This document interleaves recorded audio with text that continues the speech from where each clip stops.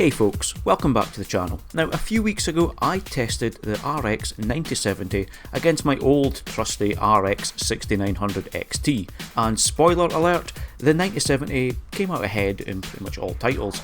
But even then we saw something interesting. In some games it felt like the 9070 had a lot more to give, but it wasn't quite able to stretch its legs, and that raised a big question. Was the CPU holding this card back during certain test scenarios? Well, I've swapped out the 5800X for the 5700X 3D. Still 8 cores, slightly lower clocks than the 5800X, but with a massive L3 cache, thanks to the implementation of that 3D V-cache technology. The monitors, tests and resolutions are staying the same as the previous test scenario, 2560 by 1440 on one and 3440 by 1440 ultrawide for the other. So first things first then, this absolutely isn't a landslide victory. In many GPU limited games, for example like Indiana Jones and the Great Circle, the performance barely moved. Titles where the CPU is able to feed the GPU enough to do its thing, and the GPU is flat out at 99% load, it showed near identical numbers across both CPUs.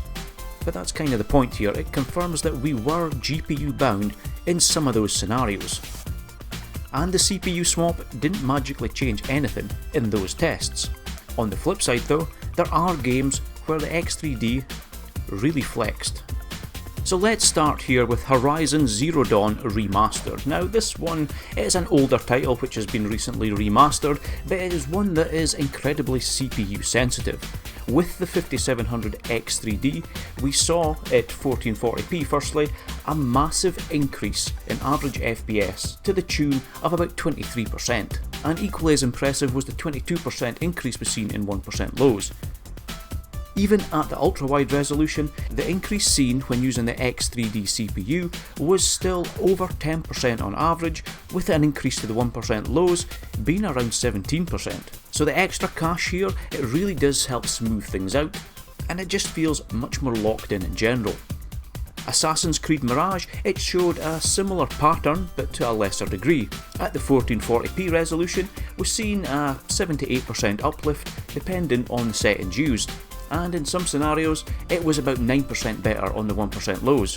When we moved up to the ultrawide however, we still seen an increase in overall average FPS, but it was more to the tune of 1 to 2% rather than the almost 10% we've seen at the lower resolutions.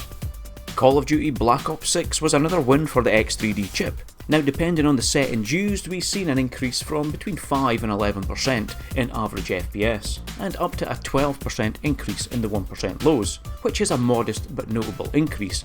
But if you have watched the video I released last week where we discussed a bit more in depth the CPU bottlenecks, we know that we can very easily push the bottleneck back onto the CPU when using the 5800X when we enable things like FSR4 or DLSS. So while these tests show a fairly modest increase when jumping to the X3D, we know that as soon as we introduce any sort of upscaling, that difference, that gap between the two CPUs, it greatly increases. But even without upscaling, using the X3D did result in smoother, less stutter-prone gameplay, which really does matter in faster-paced shooters. And then we've got Metro Exodus Enhanced Edition. This one was a wild card and I felt like it was a bit of an outlier during my original video. It's got RT, it is demanding, but oddly enough, it actually seems to have a fairly large CPU bottleneck going on, and this is despite us being very GPU bound in other RT focused titles. At 1440p, we've seen an increase in average FPS to the tune of about 18%, with the 1% lows jumping up 34%. Now this increase was mildly mitigated when we moved up to the ultra-wide resolution, but we've still seen an increase in average FPS of just under 7%, and the 1% lows jumped up by 10%.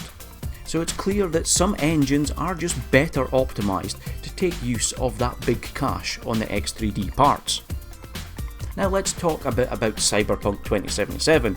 Because despite being demanding and complex, this one it landed pretty much neck and neck between the two CPUs in the sections that I tested.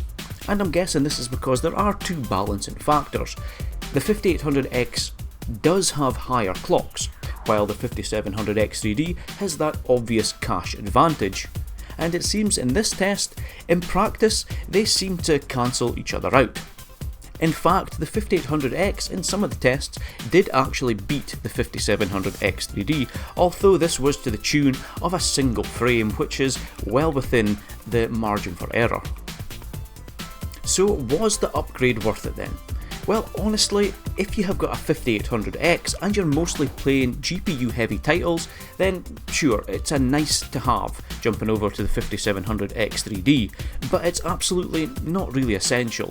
You won't really see night and day differences in games or with settings where your GPU is doing all the heavy lifting.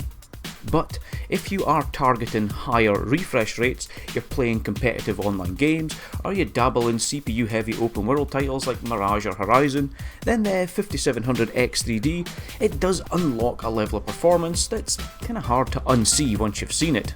The average uplift across my full test suite, and combining the 1440 and ultra wide results here, was around a 6% increase in average FPS, and the same for 1% lows.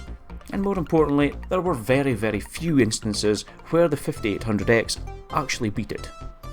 And I feel like that 5 to 10% increase expectation is probably a lot more realistic for a lot of you out there. It would be very easy for us to lower the resolution, to introduce some upscaling or drop the settings down, and we would see the 5700X3D run away with this test. We've seen other results that are 20-30% faster when using the X3D chips. However, all of us play games at a mixture of settings. Some of us are going to be gunning for 60 FPS locked. Some of us are going to be playing exactly the same game, using the same hardware, but utilising settings and tools which allow us to aim for higher FPS. So the X3D chips, they're not a silver bullet, but it is unlocking performance for you, and it really just does exactly what it says on the tin. It's a slightly lower clocked 5800X, but with a big dollop of L3 cache. And for my use case, it has cleared up CPU bottlenecks just enough to let the RX9070 breathe a little bit more freely in those CPU bound situations. So if you're on AM4 already and you want a drop-in upgrade for a smoother ride, this is a solid choice. But let me know what you think. Would you bother upgrading your CPU, or are you eyeing a full AM5 jump instead? But for now, I'll just say take care, and I'll see you all in the comment section down below, and in the next video.